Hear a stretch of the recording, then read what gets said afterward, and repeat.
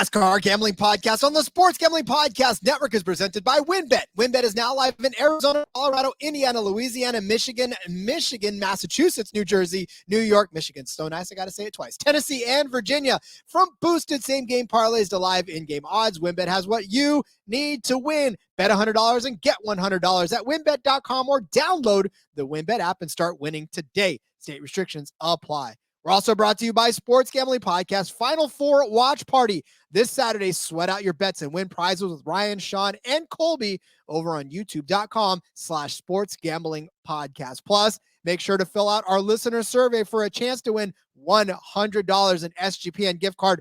Just go to sportsgamblingpodcast.com/survey. Driver, start your engine!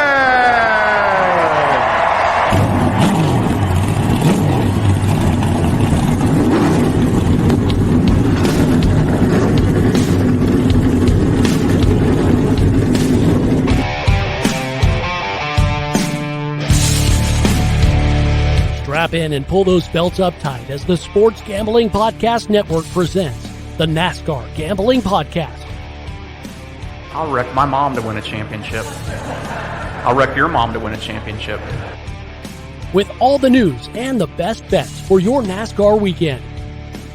It refrains me from not beating the out of you right now because you ask me stupid questions. But since I'm on probation, I suppose that's improper to say as well. If you could talk about racing things, we could talk about racing things. Now, here are your hosts, Rod Villagomez and Cody Zeeb.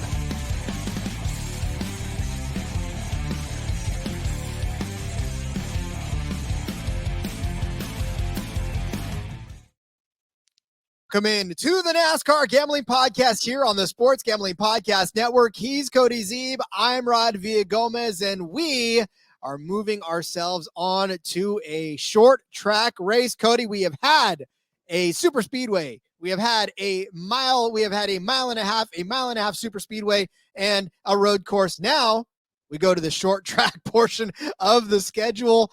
Man, from a scheduling standpoint, this has been one hell of an opening to a season. Yeah, again, they killed it again, just like last season. Where we've got a nice mixture of different types of tracks. I'm going to lean pretty heavily on Phoenix for looking at this race, just because I think that that it's the closest comparison for what we've seen so far. But yes, it is again a different track than we've seen so far. So I like it. I'm ready to dig into it, Rob. I'm telling you right now, it is the Richmond Raceway for the 2023 Toyota Owners 400 laps around this 7.5 mile track, or a 0.75 mile track, 7.5, a 7.5 mile track, Cody. Ooh, that would be a man. Geez, even Coda, that'd give Coda a real run for its money. Coda was like most of Texas. I can only imagine what this like. That's ridiculous. But exactly. Again, it's our first short track of the season. Obviously, it's going to be look, we did see Phoenix, like you said, that's a mile. We did see the Busch Clash, which was a quarter of a mile. So, we definitely aren't seeing our first short track, but we're definitely seeing our first traditional short track. And Richmond, of course, is a beast like no other. A lot of fun to be had on this track, especially given the fact that they were just on a 3-mile track. Now you're going to bunch up all that aggression that we saw in Coda last week into, a fraction of what we saw the week before. I'm here to tell you right now, Cody, this is one where you got to get your popcorn out, because there was a lot of stuff happening last week that I feel like can spill over into this week, Yeah, there's some people pissed off at some other people. So potentially we could see some retaliations and whatnot this week. It'll be interesting. I mean, that's been the topic since the race, right? Was just lack of respect. Nobody had respect for each other. And I think that to a degree, that's just road course racing in NASCAR these days. But some of those guys might hold on to those grudges, and you might see some favors repaid this week. That'll be interesting to watch that storyline. So, and really, let's talk about that too, because I've heard that thread going around, especially in the broadcasts, especially within the drivers. I mean, even Kyle Busch had said it too, as far as there's just no respect anymore for anybody. It's these guys are all out for themselves. And I mean, obviously there was a code of conduct in the days of Richard, in the days of Dale, in the days of Rusty, all these guys that had this gentleman's agreement amongst themselves that there was a certain way that you raced, right? And there was a certain path that you followed and things you just didn't do. Now you're starting to see that sort of explanation expanding. You know what I'm saying? It's a little bit more frayed around the edges than it ever used to be. But my question is, well, one, why? But two, also, does this really impact the racing from an excitement standpoint and from a quality standpoint? You know what I'm saying? Like, what do you feel like in that instance? Yeah, so there's a lot that goes into that. I mean, the sport was kind of built on, all these rivalries and stuff like that. And nowadays, it seems like we look at these rivalries as who wrecks each other, right? More so than anything. But that's not really how it was back in the day. I mean, back in the day, drivers were dying on a fairly regular basis. And so these guys weren't wrecking each other on purpose because you wreck that guy and that might kill him. Like it was that bad. And now drivers are still getting hurt these days and stuff. We see that as well. But these cars, knock on wood, have been a lot safer, over the past 20 years than they were prior to that. So I think that's maybe allowed them to get more comfortable with wrecking people on purpose and stuff. And I think there is that want for the rivalries and for that. I mean, even NASCAR today on their social media was, tweeting out, and on their app, they're putting out, Daniel Suarez not happy with Ross Chastain and Alex Bowman. And at the time of recording this, there's not been a penalty, but I guarantee you later today or tomorrow, he's going to get penalized for that. And so it's like, even NASCAR speaks out of their mouth from both sides. I mean, all the tracks that NASCAR owns last week were tweeting their reserved parking spots for Josh Williams, and then NASCAR has to suspend him for a race. So they kind of speak out of their mouth with both sides a little bit when it comes to that. But yeah, it is a fine line, and I think maybe we're kind of going through a period right now where we're going to see where that ends up getting settled at, because some of these guys, I mean, Denny Hamlin's been very vocal about it. Like, he's not going to put up with your shit. And that's why he did what he did to Chastain a few weeks ago. And so I think that we're going to find somewhere maybe in the middle of the old days and of how ridiculous it's got. But you go back and you look at road courses over the last few years, and it's been the same thing. I mean, how many times do we see it? Watkins Glen going into that big turn one, Indy road course, that turn one, Charlotte Roval, the entire field plowed into the barrier a couple of years ago. Like, it's just that way on road courses. So maybe to a degree, they just put it behind themselves and say, that's just how road course racing is right now in this series. It's going to be interesting to watch it going forward and see how who decides I'm fucking done with this and takes out somebody else, or where it goes from here. And that's the thing. These cars are designed to go 180, 190 miles an hour, and you're putting them in a course where they're going about 75. Like, it's just a matter of who wants to play bumper cars the most, because that car can go fast. It can go fast, and it can go where you want it to go. But it's just how hard do you want to stick it and how much do you want to get in there. But there's going to be a lot of that going on Richmond. I'm telling you right now, with anger that we saw last week, there's got to be a lot of folks that are going to have to cool down as they get bunched up again in this instance as well. Because, again, this car's made to go 180, 190 miles an hour, and you're putting it on a track where you can't really stretch it out that much. This is going to be crazy. They've been coming to Richmond since 1953. Cody and Lee Petty won the first race in his 53 Dodge.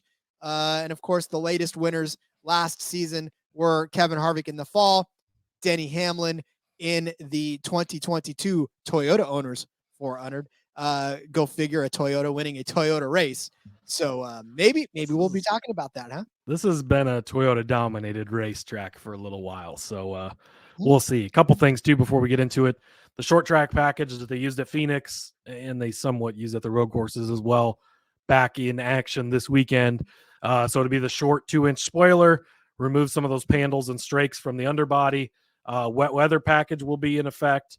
As of right now, 50% chance for some rain on Saturday, rather. So maybe that'll come into play more in the Xfinity race, but it's there just in case, in case the rain shifts. I mean, if weather's anything like it is here, it changes on a secondly basis more than even an hourly basis, it seems like. But so just yeah, they'll have the wiper, they'll have the defogger, the mud flaps that Zane Smith caught on fire on his truck last week. Pretty epic burnout there. But all that stuff will be in play for this weekend if needed. And then there's 37 entries for this race. Josh Berry again back in the 9 car as scheduled on the non-road course races until Chase Elliott comes back. Chandler Smith is the open car back in the 13 car for Colleague. We saw him attempt to make the Daytona 500. He did not make that race, but he will be back in that. And Anthony Alfredo is going to be in the 78 again. So at least Chase Briscoe gets to beat BJ McLeod for a second week in a row since he's not in the field. Oh, man. Poor Briscoe. Hey, I don't know if you looked at the sheet yet, Rod, but we'll talk about Briscoe. We'll talk about Briscoe here in a bit. Yes, we will, in fact. And I know that we will because I'm doing it. So, all right. Listen, you want to get to some bets? I feel like we should just get to some bets this week. Yes. One more thing quick. We did get a new review on Apple Podcasts. I want to give a shout out here. Rod and Cody helped make my day at work go faster, and these guys are good. #beer don't. I have a feeling that could potentially be our guy Rory, but shout out to him, BG_69. Very nice username there. So yes, make sure you're leaving your ratings, reviews for us. The bosses take notice of that. They thought that was a pretty funny comment there with the beer don't and all that fun stuff. So yes, leave those for us. We appreciate it. Shout out to you for leaving that review. Thank you. Glad we can make your workday a little better. And we're making every workday better. That's the thing. That's why I love it that we're doing 5 days a week, because every workday gets to be spent with us and we get to talk to you guys and keep you company on a day where you're probably not wanting it. And shit, when Rod's coming out and sweeping the whole weekend, picking all 3 winners correctly, makes your workday a little bit better, even more so. Let's go easy on that one. I can hit a cold streak just as easy as I can hit a hot streak. I've been known to cool off quite quickly. You're on the hot streak right now. That's all that matters. That is true. So, all right. Well, let's continue that then. We'll go and hit some bets on the other side of the break. Let me not mute myself. Let's mute that. Step away for a second and talk about WynnBet. It's like I've never done this before. WynnBet is the official online sportsbook of the Sports Gambling Podcast Network. WynnBet is now active in Massachusetts and a ton already activated. Be on the lookout now for the WynnBet Win Hour each Thursday from 5 to 6 p.m. Eastern Time. During that WynnBet Win Hour, marquee games of the week will have better odds on WynnBet, giving you a larger payout opportunity. And let's face it, who doesn't want that? March Madness is here, and there's so many ways to bet on the big dance. Sign up today. You're going to get a special offer. Bet $100, get $100. Limited to state availability. And, of course, for our true DGens only out there, if you hit the biggest long shot parlay of the week, you're going to get a $1,000 free credit. So much to choose from, and all you have to do is head over to WynnBet.com or download the WynnBet app. Offer subject to change, terms and conditions at WynnBet.com. Must be 21 or older and present in the state where play through WynnBet is available. If you or somebody who has a gambling problem, call 1-800-522-4700. You're looking to hang out with Sean and Ryan at Stadium Swim and watch the biggest golf tournament in the world? What am I saying? Of course you are. You can win a 3-night stay at Circa Las Vegas to hang with the guys. The contest is completely free to enter. All you got to do is go to sportsgamblingpodcast.com/golf party. And if you don't win the contest, you can still get a discount on a room using promo code SGP15. The Final Four watch party is going virtual, so come hang out with the guys on the YouTube channel for the entire Saturday of Final Four action. There's live bets, prize giveaways, and so much more. Subscribe now, youtube.com/sportsgamblingpodcast, and tune in on Saturday. I'm almost scared, Cody, to go back to the well and start giving out bets, because I feel like the bar's just been raised now, and if I don't hit that, then pretty much I'm just done, and you're going to find another co-host. So yeah, I don't think that's going to be the case ever, Rod. And no, man, you're on fire right now. You've been hitting it. You went 4 for 4. Well, I guess the F1 race was the previous week, because you hit the F1 race last time F1 was out at plus 600. You swept the weekend, getting all 3 winners correct this past weekend. Got the great value on Tyler Reddick at 10-1 early in the week. Back to doing early in the week again for the Cup Series this week. We liked how that went. Got some really positive feedback on that last week. So gonna try it out again. And the books have been gracious enough to give us the Cup Series odds early, as none of the other series are out yet, but that's okay. That's okay. And so, you're on it right now, and I like it. I think what you guys don't realize is I keep Cody around for my boost of affirmation. I definitely use him to pick me up on bad days. Well, if I can't pick winners, Rod, I got to be good at something to stay on here. Well, according to some, you're good at kissing ass, but I'm just so I've been told. Whatever. All right, well, let's pick some bets, shall we? Let's do it. I'm going to kick off with a matchup that I don't think deserves to be a matchup, and I'm not really sure why it is. Alex Bowman versus Brad Keselowski. Come on, Rod. Alex Bowman versus that Alex Bowman was the points leader, got fined 100 points, and he's already back to 16th in the standings. I don't get it either. Anyways, and Brad again has started the season great. It's been wonderful. So I'm taking Alex Bowman over Brad Keselowski minus 120. You go back, you look at the fall race. Bowman didn't have a great race. He finished 20th and Brad 15th. Maybe that's why this is how it is. But you go to the spring race, and Bowman was 8th, and Brad was 13th. So, again, they were close to each other. But you go back to Phoenix a couple weeks ago. Again, Phoenix not completely comparable, but fairly comparable, similar in size. Richmond's a little more banked than Phoenix is. But I feel like that's the most accurate of what's going to be the most similar, right? It's the same package, similar style of track to a degree. We just saw it recently a couple of weeks ago. We kind of know where everybody's at based on that, based on how the season's going so far. Alex Bowman has had a killer start to the season.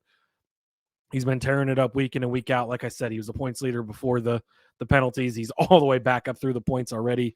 It's been crazy. But he's been consistently getting these good finishes, having these good runs. Again, being a little bit disrespected by the books. Love Brad Keselowski. We've bet on him. We've used him in DFS a lot. He's having a solid season so far, but he's not to the level of Bowman. And again, we saw it again last week at the road course, but Ford's, yes, Atlanta, Fords were fast and Fords finished well, but that's a super speedway. It's completely different. Throw that out in your mind because Fords have lagged well behind the Chevrolets. This has been a Toyota track. We're going to talk about that a lot coming up in some of these bets. Toyota has really, really done well, really dominated here. And Kevin Harvick is the obvious exception to all Ford downs, right? He's the exception to Stuart Haas downs, the exception to Ford downs. The exception to everything is Kevin Harvick. But Ford has struggled a lot more so far early in the season. So to me, this one's not even close. Alex Bowman over Brad Keselowski, minus 120. I just feel like this is a very lopsided matchup. Yeah, as much as I love Brad Keselowski, and you know that I do, and I have a soft spot for him. I can't do it in this instance because it is Alex Bowman. It is a short track. It is an opportunity for him to sort of climb his way back in, and he needs to win, right? I mean, they need to win. So I'm okay with picking him over Brad Keselowski, even though it hurts to see it. But yeah, I'll take that as well. All right, my next bet is to have two drivers inside the top 5. Those two drivers are Christopher Bell and Tyler Reddick. It's very difficult this week to stray away from the Toyota narrative. It really honestly is, only because last season, right, or last season, a Toyota and a Ford won this race. But before that, it was Toyota and then a Ford and a Chevy, but Toyota, and then another Ford and Chevy, but a Toyota and a Toyota. Like, there's lots of Toyotas that have won this race, namely Denny Hamlin, Martin Truex, Kyle Busch. I mean, now obviously Kyle Busch is no longer in that Toyota, but Toyotas have done traditionally well on this track. Oh, hey, what's Tyler Reddick driving this time? Oh, yeah, he's driving a Toyota in this race. Now, as a Chevy driver, I'm going to contradict myself with stats and tell you that he hasn't been very good. In 5 starts as a Cup driver in a Chevy, he has no top 10s, no top 5s, and an average finish of 17.8. His best finish was the spring race of 2022, in which he finished in 12th. I'm sorry, his best finish was in 2020, where he finished 11th, but he did finish 12th in 2022 in this spring race. But what have you done for me lately, Tyler Reddick, in a Toyota, no less? Oh, well, he won COTA last week, starting second place in that race. He finished 5th in Atlanta, finished 3rd in Phoenix. He's been on a 3-race tear in which he has had top 5 finishes. So if you tell me that we're going to put him on a track now on a hot streak, a short track, in a manufacturer that has done traditionally well, I think I'll take that 9 ways to Sunday. I almost don't have to make a case for Tyler Reddick overall because, again, like I said, he's just been fantastic this season. Short tracks in general, 15 starts. He's got 2 top 10s and 1 top 5. Again, nothing to write home about, but still, this is a manufacturer in which he's dominating. Christopher Bell, on the other hand, done well on short tracks himself. In 15 starts, he's got a win, 5 top 5s, 8 top 10s. In Richmond, he's got 5 total starts, right? And in 5 of those starts, he's got 3 top 10 finishes, 4 top 10 finishes rather. A 4th place in 2021, a 3rd place in 2021, a 6th place in 2022, and he finished runner-up here after starting 21st in the fall race of this. Dude's a top 5 machine here at this track. And in the last several races, in 6 races this season, he's got 3 top 5 finishes and 4 top 10 finishes. The only time he's really been bad was last week when he crashed out of Coda, and then in Fontana when he crashed out as well. So when he's finishing races, he finished 3rd at Daytona, 5th at Vegas, 6th at Phoenix, 3rd in Atlanta. For both of these guys to finish inside the top 5 at plus 550, come on, man. Come on, man. No, I actually really, really love this bet. I'm going to talk about both these drivers in a little bit, so I'll save my spiel on them for then. But yeah, I love both of these guys to finish in the top 5. Fully endorse this one. All right, Rod. Next up for me, I am going to go to a group bet, and I am trying to scramble quickly and find that group bet again because I lost it. But I'm going to take the group F. Chase Briscoe. I have given this guy a lot of shit so far this season, but I feel like there is some value here. So Chase Briscoe is plus 420 to win this group. It's Brad Keselowski. I promise I'm not trying to pick on Brad, but he's only plus 135. Chris Buescher plus 220. Eric Almirola plus 380. And Chase Briscoe is plus 420. I can honestly make a case for any of these guys to finish good. Brad has had good finishes here, and he's been running a lot better, right? RFK has some things figured out. Buescher finished 3rd here in the fall. So, again, he's in this group. You got to give him props there. Eric Almirola, we always talk about him when it comes to short tracks, when it comes to flat tracks, but he's really struggled to start the season. Didn't see it so much at Phoenix with him. And then you get to the bottom of this list, and Chase Briscoe's sitting here at plus 420. All he has to do is beat these other 3 guys, even though you can make a case for them. When it comes to this type of track, for whatever reason, Briscoe has been able to shine despite finishing only 4 spots better than BJ McLeod in the 2 races before this one.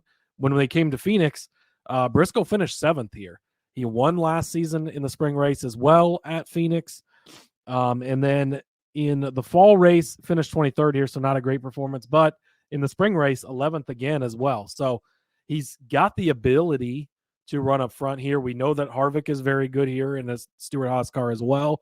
Maybe they show up like they did at Phoenix. Maybe they don't struggle so much on this type of track. Maybe this is just Briscoe's type of track. These are all Fords, so not a case where, Toyota or Chevy maybe will have an advantage in this group. I just don't trust Eric Almirola right now. Maybe he'll bring back to us again at some point on these shorter, flatter tracks, but he really let me down at Phoenix, and he's had a real rough start to the season. Buescher and Keselowski definitely have a chance to win this group, but at plus 420, when he only has to beat these 3 guys, I like it. This is also going to be a high tire wear track. There's going to be some strategy.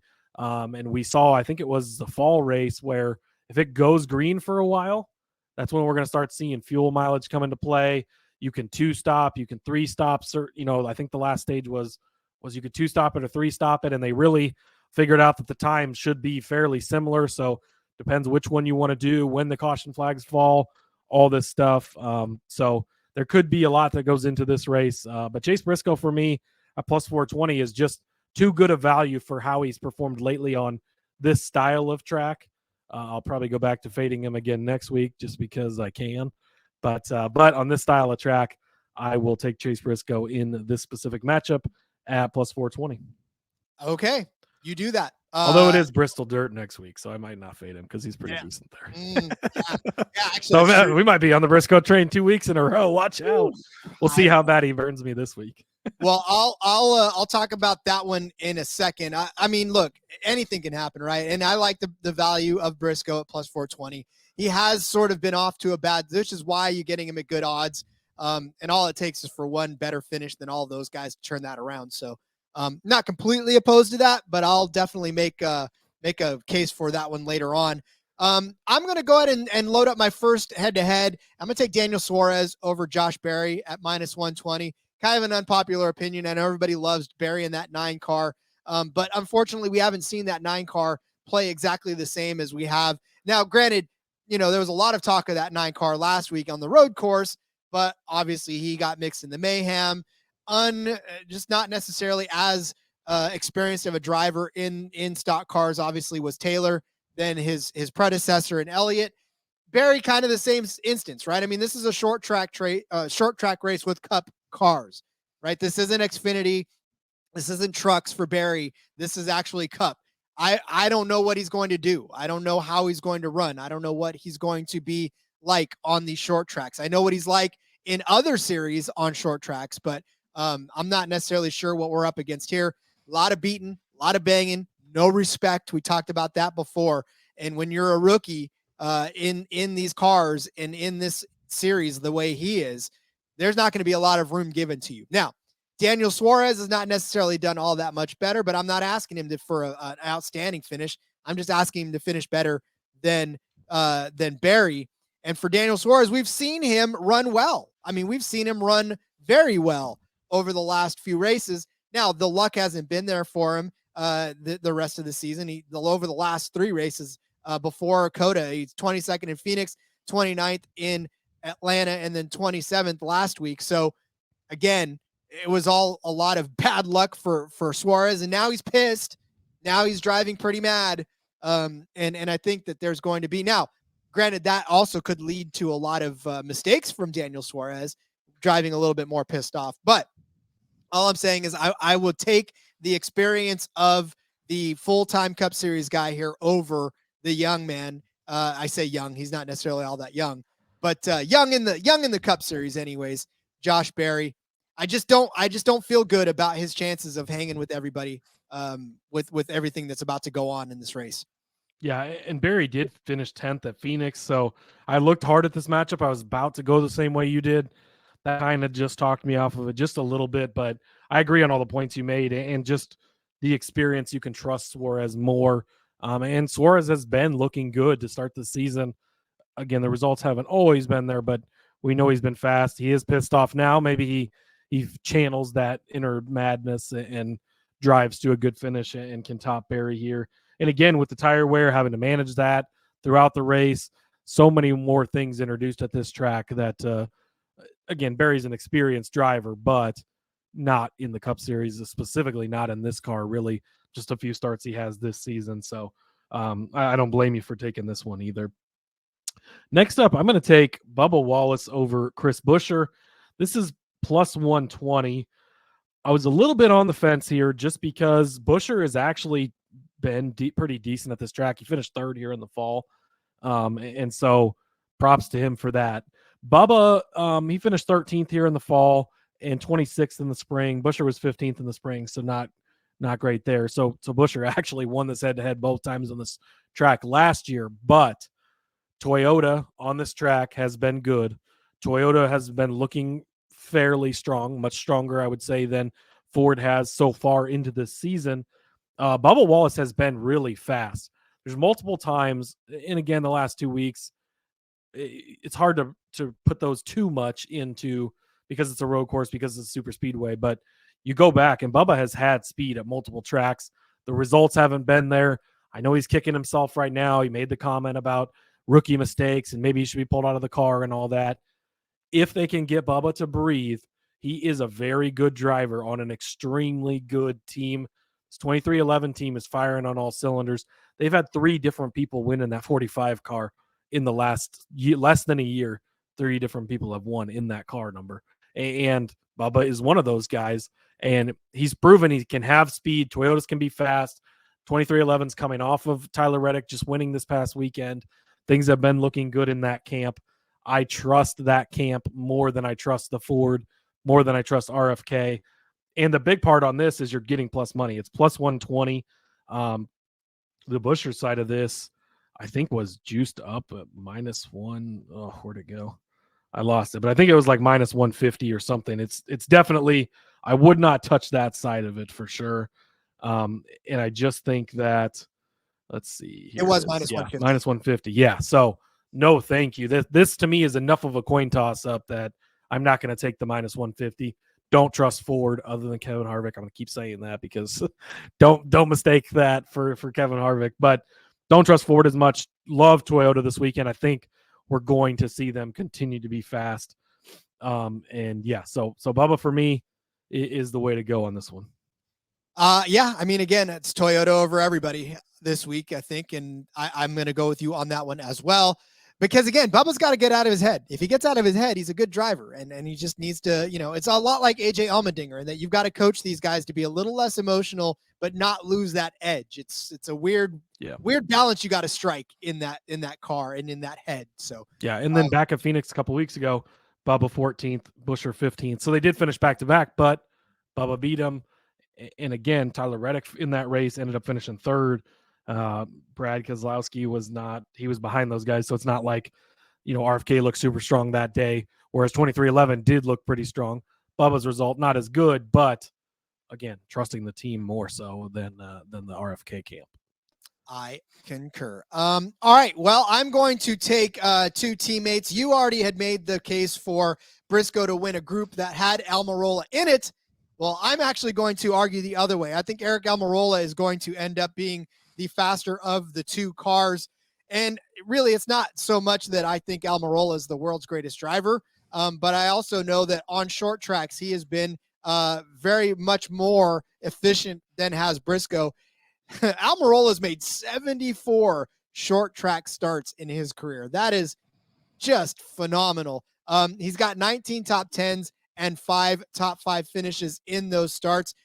Briscoe, not the biggest body of work on short tracks. He's made 10 short track starts in his career, but he's only got 2 top 10s in those. You talked about Phoenix. That's not part of it, but Phoenix, he has had a couple. He did win. He had 2 top 5 finishes and 3 top 10s, but on traditional short tracks that we count as short tracks, he's only had 2 top 10 finishes in those. Briscoe on Richmond Raceway itself, a 23rd last season, an 11th the season before, 16th and 22nd for Briscoe on Richmond. Whereas for Almirola, last season he finished 8th. In the spring he finished 21st, so blah. 14th the year before that in the fall, a 6th place, an 8th place, a 16th, 23rd, a 5th. I mean, definitely a much better performer. Have we seen it this season? No, we have not seen it this season, unfortunately. For Almirola, it's been rough. 3 finishes of 30th or worse in the last 3 races, 4 on the season. So, again, I contradict myself by saying Almirola has had crappy finishes this season, but this is a different animal. This is a short track that he's had success on. This is a short track that he's actually managed to run well. He does run well on short tracks, better than Chase Briscoe. But for Chase Briscoe, it's been an okay season for him as far as not finishing too badly. He finished 7th, 15th, but then he's got a 35th, 20th, 24th, and a 28th place finish. So he's had bad luck too. I just think Almirola will get the better of this one this week. Like I said, he's got a little more success on short tracks than does Briscoe. Yeah, I'll agree with you on his history for sure. He's always a guy I've come to big time when it's on shorter tracks, when it's on flatter tracks. But man, it's been rough going for Almirola so far. Again, you could bet both of these. You could bet Almirola on the one side and Briscoe to win the group, and maybe if Briscoe has a bad day, Almirola then wins the head-to-head. Maybe Briscoe beats him, but then he wins the group, and you can pay either way. So I don't hate that. I just, as much as I've given Briscoe shit just because people were so high on him coming into the season, I do think he's had the better results. You specifically look at Phoenix, where Almirola was 33rd. Oof, that's it doesn't bode well for me as far as having any trust or faith in Almirola, at least at this moment in time. Next up for me, did it, Rod. Found a way to bet on my guy. I, of course, am the president of the Corey LaJoie fan club. I've got it. I was going to save this for Talladega, but here's Corey LaJoie making his appearance over on the YouTube channel. Actually found a group. Man, I've been wanting them to give us a group like this, Rod. Give us a group of quote unquote back markers, not as good at cars, and you love to see it. So this group is Corey LaJoie. He is actually the lead man in the group at plus 110. Todd Gilliland plus 220. Then it's Ty Dillon, Anthony Alfredo, Cody Ware at plus 2,000, and JJ Yaley at plus 2,000. In my opinion, this group is not even close. I don't generally take the favorite in a group, but in this case, Corey LaJoie, it's not even close. I mean, he's had a great start to the season. He found a way to finish 11th last weekend. Props to him. 4th place at Atlanta, 26th at Phoenix. Again, when you think of 26th place, but in the context of who these cars are, where they're at, that's really a great finish for them. 20th at Las Vegas, 14th at California, even 16th in the Daytona 500. So he has started the season off very, very strong, especially for this team. And has just looked really good. They're technically in the playoffs right now, as crazy as that sounds. So, and you go back and you look at this race earlier on, or the Phoenix race rather, a couple weeks ago. Like I said, LaJoie finished 26th. Dillon was back in 30th.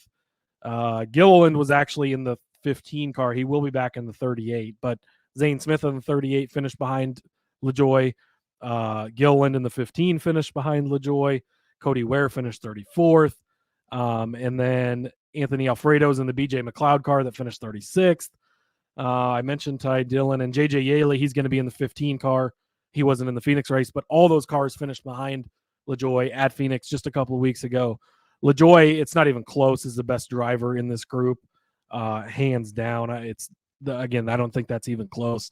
I think Gilliland is the one that's maybe in a better car, depending on the week, but he's not gotten the results like we've seen out of a guy like McDowell, and Front Row's even kind of been off to a slower start, again, in that Ford camp. So for me, Corey LaJoie to win Group D at plus 110 is the no-brainer, this one. And again, I do love Corey LaJoie, yes, but I don't tend to take a favorite in a group just because you can find value farther down the field. But for me, it's so lopsided, even though these are a bunch of back marker cars. One of these back markers is clearly better than all the others. So Corey LaJoie, plus 100 or plus 110. Well, actually, it's moved since I wrote this down an hour ago. It was at plus 110. Now it's down to plus 100. So obviously others agree with me. Public betting Corey LaJoie like it's going out of style. Yes. Hey, listen, we need to contact whatever sponsors he's got at Stacking Pennies, and we need to figure out how to get them on board because we're just as Corey LaJoie heavy or as anybody else at this point. Exactly. All right. Well, listen, I'm going to go ahead and you talk about betting the favorite in a instance where there's a bunch of drivers. It's not necessarily always the best, but when this is going to cash, it's going to be the best. And that's Kevin Harvick as the top Ford. He did it both times last season on this track where he won and he finished in second place the week before that. But I mean, look, Kevin Harvick is a perennial top 10 guy, 128 short track starts in his career, 8 wins, 71 top 10s, 36 top 5 finishes. Just incredible stats for Kevin Harvick. Obviously, the last 2 weeks have been rough. Crashed out of Atlanta, finished 13th at Coda, but he did have a 5th place finish in Fontana, 9th place, 5th place in Phoenix. So, again, he's the perennial top 10 car. You got to love him here. And again, given the fact that he did this last week, or not last week. Last time he was out both times. This is his last season. There's a lot of things going on for him. He's at plus 120 to be the best Ford. Joey Logano is behind him at plus 375. That just goes to show you how much the books feel that this is going to happen as well, because there's a pretty decent gap between Logano. Blaney's at 375. Keselowski's at 600. Buescher's at 850. The only people that I see making a dent in this would be Joey Logano, because Joey Logano's the last person to have done it on this track, finishing better than Kevin Harvick as the top Ford. But other than that, it's really just been Kevin Harvick's world, and most of these other Fords are just trying to keep up with it. So I know it's not the sexiest of bets, but a plus money bet on Kevin Harvick is a good one, especially as the top Ford here at plus 120. Yeah, obviously we love Kevin Harvick every week, but especially with so much more at this type of track. You go back to Phoenix, right? Again, a similar track where he's now got 20 finishes in a row in the top 10. And Blaney did beat him in that race. So I guess maybe keep an eye out on Blaney. But if you can trust Blaney and want to put your money on him, best luck to you, because he's burned us way too many times. He's similar to Martin Truex Jr. is on the shit list of do it before I'm going to trust in betting on you again. But Kevin Harvick on some books is actually the favorite to win this race, Rod. He was 25-1, I believe, when you hit him here in the fall to win. But he finished top 2 in both of these races. Second place in the spring, won the fall race. He is good at this track. He's great at this style of track. So you got Kevin Harvick. Let's see, on this one, I'm seeing him as the co-second favorite at plus 600. Then you got to scroll all the way down to Ryan Blaney at plus 1,500 before you, and Joe is there at 1,500 as well, before you even see the next set of Fords. Again, I really, really think Ford is not going to be very good this weekend. And the always exception to that is Kevin Harvick could win this. I mean, he could dominate this race, be great, and we could still say Ford absolutely sucked this weekend because he could be the only Ford that's doing anything. And so, yeah, again, generally we try to look for value, or more value, I guess you could say, a bigger number on these top manufacturer bets. But sometimes it's just so obvious that he's likely going to be the best car that how do you go against it? So a plus 120, I like it. I'll be interested. There's not top 10 odds out yet. Again, we're recording this earlier on a Tuesday than we have previously in the weeks before, but I don't know why there's not top 10 odds. We got everything else but those. I'll be interested to see where his top 10 odds are. Probably not going to be great since he is one of the favorites. But if he's probably minus 180 or less, I would get down on the Kevin Harvick top 10, just a little heads up. So keep an eye on those. Obviously, if you're in the Discord, we'll point that out when we see him if there is something good to grab there. But yeah, much like I said in the F1 show when we recorded that, if I could find a Max Verstappen bet I don't like, I'll let you know. If I could find a Kevin Harvick bet I don't like, I'll let you know, Rod. And don't hold your breath because it won't go well. Not holding it at all. Not holding it at all. All right, well, all the Toyota love accumulates and comes in to play right here. Winning manufacturer, Toyota is plus 260. I do not understand these odds. Whoa, they moved. They're plus 275 now. Okay, we'll take that. That's even better. But if you look at this, Chevy is plus 110 at the top. I get it, right? Chevy's clearly been the best so far. They've got the Hendrick cars. They've got the Trackhouse cars. They're the best manufacturer so far into the season. It's not even a question. So I understand that. Ford, though, at plus 200, other than on super speedways, what does Ford do to impress you that much?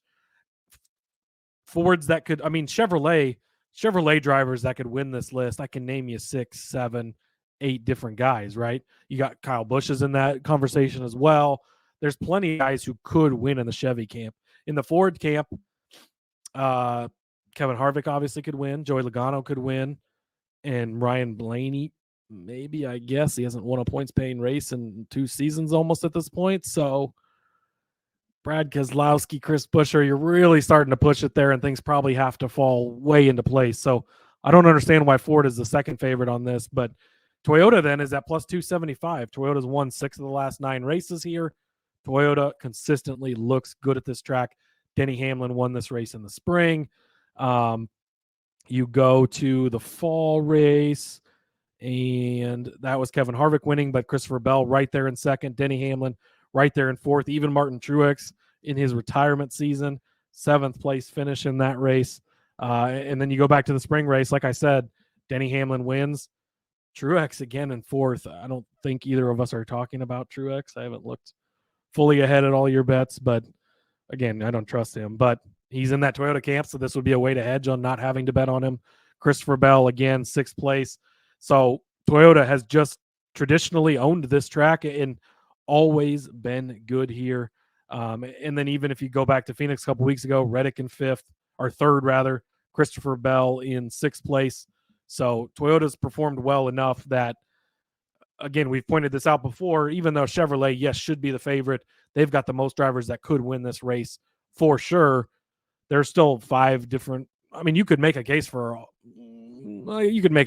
6 guys in the Toyota camp. I would say 4 or 5 that have a real legit chance at probably winning this type of race. But at plus 275, they shouldn't be that much of the 3rd manufacturer on this list for sure. So plus 275 for Toyota to win the race. I'll take that. And then again, if the guy you specifically bet to win this is up there, or if you want to bet on a couple of Chevys to win this race, hedging with any of the Toyota drivers to win is a nice way to do it as well. Or if you have a Toyota guy you bet on, you could either double dip, or if a different Toyota guy ends up taking it over, if it is a Martin Truex who you refuse to bet on, then you can still cash that bet with this type of or you can still, whatever I'm trying to say. You can cash this with that type of bet as well. You're just saying bet on Toyota to win because it's a damn good bet. Yes, that's all that to say that. Exactly. I agree with you on that one. And we talked about Toyotas anyways. And honestly, I'll get to those in a second. I have 2 of them in my next bet, actually. And that's the winning car number between 10 and 19. You're getting this at plus 260. There are some very unappealing names in the middle of this list. It begins with Eric Almirola. We talked about it. Probably not going to win this race. He isn't a Ford, but there is Denny Hamlin. We'll talk about him in a little bit. Ryan Blaney, who, again, we talked about, can't really do it. That's where all this stuff. But again, another way to hedge. Ryan Blaney could win this. I mean, he's good enough, and in a good enough car, he could win this type of race. You don't want to bet on him, but this type of bet would cover you for him. He would too, in fact. But really, it's bookended by Hamlin in 11th and Truex in 19th, or in the 19 car. And for as much as Truex has been retired, the dude still wins quite a bit at this track. He won in 2019 in both of the races, and then won again in 2021. Yeah, I know he's retired, but whatever. He can win, and he could pop up and win a race out of nowhere. And I think that's going to cover you if he does. He isn't a Toyota. He isn't a Gibbs car. Like, I'm just saying, there's a possibility to be there. And at plus 260 to have both Hamlin and Truex in this race, I like it. And then, of course, like we said, Blaney could accidentally win this race. Briscoe could accidentally win this race. AJ Allmendinger could accidentally win this race. I mean, there's a lot of possibilities. I said accidentally. The whole Chandler Smith could accidentally win this race. Yeah, I mean, that's not necessarily going to happen. But Eric Almirola, that'd be a real big accident. Have a big win and get there. Again, it's just a matter of. I think that the 2 strongest horses in this one are obviously the 2 Toyotas. And if I'm going to get 2 Toyotas in a field at plus money, I'll take that as well. Yeah, I like this one. And it gives you coverage again on some of these other guys. Busher finished 3rd here last season. So there is plenty of guys in this group, and then specifically, obviously, the 11 car and the 19 car, the guys you're looking at. Truex, I don't want to mention it. He is plus 850. He's been very good at this track. We saw him win the Clash of the Coliseum. It's hard to compare to that track to anywhere, but it is a shorter track, and he looked good there. We do think it is maybe a new Truex this season compared to some of the previous seasons. I don't trust him enough to bet on him, but both of these bets are ways to bet on him without betting on him. So he is a guy, as you go through your week and you make your bets and you make your fantasy lineups and DFS lineups, he is a guy to keep an eye on for sure. We don't necessarily trust him just enough yet to want to pick him to win, but he is a guy who should be noted. I like that. It's a way to bet on him without betting on him. Just exactly. Sprinkle something. So, all right. Speaking of winning, we'll get to that after the break. We'll lay out our winners for the Toyota Owners 400 from the Richmond Raceway. Go to the break, Rod. Go to the break. Let's talk about Underdog Fantasy. We're also brought to you by Underdog Fantasy. Underdog Fantasy continues their March Madness College Pick'em. It's a great way to get in on the action, especially if your bracket has been busted since the moment you filled it out. Plus, Underdog Fantasy has your favorite college basketball player props and great NBA and NHL daily games. Head over to UnderdogFantasy.com. Use the promo code SGPN for a 100% deposit bonus up to $100. That's UnderdogFantasy.com. Promo code SGPN. If you're watching us on YouTube, hi. Thanks so much for doing so. We've seen the numbers begin to grow, and you guys have started to flock more and more to YouTube, to which we say thank you. Continue to do so. Hit the subscribe button. Hit those likes. Leave us some comments. Ring the bell. Do what it takes to keep us smiling at you on YouTube. Or if you want to listen to us OG and not look at our faces, I recommend it. It's just me. But, make sure to subscribe on whatever favorite podcast app that you have as well. We haven't forgot about you, OG listeners. We love you as well. All right, Cody, people have to win this race. I say it every week. I mean it every week. We're going to tell you who we think are going to be the winners of this race at the end of the day. So, Cody, who do you got? Well, Rod, as you can see by my section in the document here, I put the bet all these guys to finish in second place section of the program, because I have been really good at picking the second place finisher for about most of the season. Luckily, Rod has been there to save the day with the winners lately. But these are the guys, and of course, I logged into this. Rod beat me to it. The one guy I wanted to pick was already taken. So likely he'll be the winner, and one of these guys will finish second. Maybe they'll finish second, third, and fourth, like they did last week. But I'm going to start with Christopher Bell, plus 750. Again, the Toyota train, we've been on it. They've got the track history here. He's finished well here. You go back to the spring race last season, and he finished in sixth place. You go to the fall race, and he was in second place behind Kevin Harvick. You go back to the Phoenix race a couple of weeks ago. Christopher Bell again in sixth place. Won at New Hampshire last season. Again, the shorter, flatter tracks, a guy that we continuously bring up. He's looked pretty good to start the season, specifically a couple weeks ago at Phoenix. And he's just a guy that I really, really like at this type of track. Again, Toyota dominated. Toyota's won 6 of the last 9 races here. And Christopher Bell going to be the guy that I'm going to put at the top of the board for me. Just I trust him more than a guy like Martin Truex Jr. The other Toyota guy I wanted, Rod Stoll. So we'll talk about him in a few. Wow. I put Tyler Reddick in here, plus 1,800. He doesn't necessarily have the best track history here, and so a lot of people will ding him for that, but he just won last weekend. So if you believe in momentum, which I do, I get it's a different style of track. It's all that stuff, but we have seen Tyler Reddick go on a run. He did it last season, right? He finally got that first win, and then he ends up having 3 wins and should have had 4 wins, including that Bristol Dirt race earlier on. So he ran well in the Chevrolet and the 8 car last season.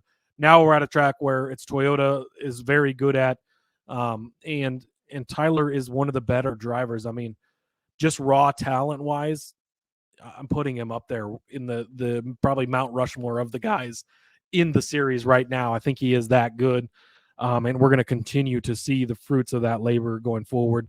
He finished 3rd at Phoenix a few weeks ago, so even though the track history maybe not the greatest here, he just did it at a similar track a couple of weeks ago. And for the guy that just won last week, I get it's a different style of track, but at 18-1, it's too good of a price to pass up for a guy who's proven in equipment that's proven it can win on a track that the manufacturer has proven they can win. It all lines up. And then again, I said this earlier in the season, but if Alex Bowman shows up at 20-1 or more, I am auto betting him anywhere, everywhere, all the time. I think I've given him out at 20-1 2 or 3 times so far this season, and each time he's finished in the top 5. He is a good driver. Like I just said, he was leading the points before the penalty, and then he's still back up in the playoffs without, after the penalty and working his way back up in there. So at 20-1, it's an auto bet for me. Didn't have the greatest day at Phoenix. He was kind of running up there for a little bit, finished 9th place, not a horrible day by any means. He has won here before. I believe it was 2021 when he was in victory lane. Yes. The spring race in 2021, Alex Bowman won this race in overtime, but again, he won it, right? I think this was one of those backed into the win events that Kyle Busch was talking about, but he can get it done. I think William Byron is a guy we didn't mention. He'll likely be fast. He's been fucking fast everywhere this season, right? And he's at the top of the odds board, maybe just too far up there to feel comfortable betting on him. And Kyle Larson's good everywhere, even though he doesn't have the best track history here either. But I think that Alex Bowman is in elite equipment and he can put himself in position to be up there. He's very good at the overtime wins. Maybe this is me hedging on my overtime losses so far this season, right? He's good at snagging those, quote unquote, backing into the wins. So I like Alex Bowman. And again, it's just an auto bet at 20-1. It's too good of odds for as good of a driver as he is, in as good of a car as he's in. He shouldn't be this far down on the board, and I can't not take him. No, I mean, I can't argue with all those guys in their second place finishes this week. Definitely. Look, I did entertain the thought of Reddick, and I really, at 18-1, I very much do like that. Momentum is huge. I know that there's talk in the Discord channel about, I think Thugger alluded to the fact that momentum is a big part of this, yes. And it obviously is. So yep. Can't fault you on a Reddick bet. I was almost there too. But as Cody pretty much pointed out, this thought is not original. There will be many, many people talking about Denny Hamlin this week. I am not by any stretch of the imagination picking somebody that we're going to catch the receipt on and go, oh my God, I can't believe you picked Hamlin. Of course I'm going to pick Hamlin. Denny Hamlin. He should probably be the favorite, and he's not. No, I was going to say he's at 8-1 right now.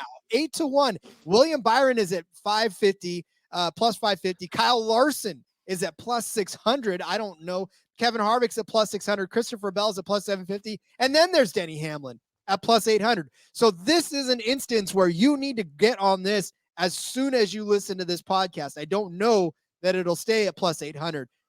I mean, look, you'll hear other people talk about Denny Hamlin all week long. His average finish here on this track alone in 32 starts, 8.4. 32 starts, the dude averages a 10th play, or at least inside the top 10 finish.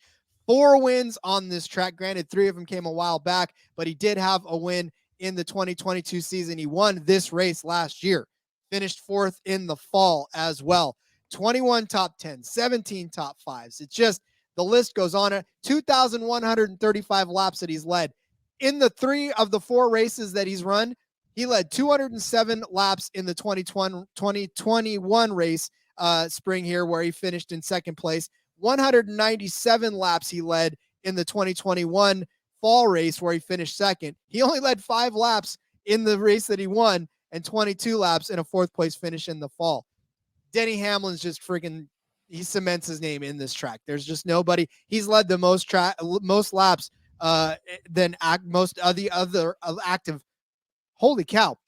He has led the most laps of all the active drivers out there. We're 58 minutes into this, and I've forgotten how to actually speak words. Well, in our defense, we did the F1 show before this. So. We sure did. We've been talking for a while.